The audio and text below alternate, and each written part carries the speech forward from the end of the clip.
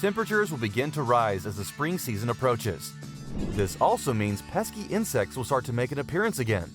Consider putting down a broad-spectrum insecticide to keep spring pests like grub worms and billbugs away.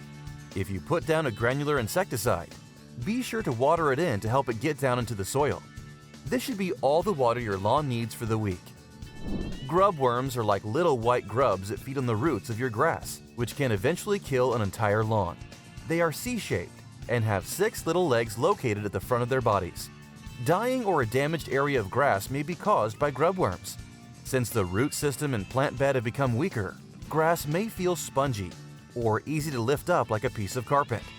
A billbug, on the other hand, is a weevil or snout beetle that can cause damage to your lawn and is often misdiagnosed as drought stress. Warm season grasses like Zoysia grass and Bermuda grass are often affected by the hunting billbug. When applying any control product to your lawn and garden, read and follow product label instructions thoroughly. For more information on spring insect control in your lawn, visit our series of homeowner maintenance guides on Empire, Innovation, and Zoysia. If you have a different kind of Zoysia, refer to our generic Zoysia maintenance guide. We've provided links to each guide in the video's description on YouTube.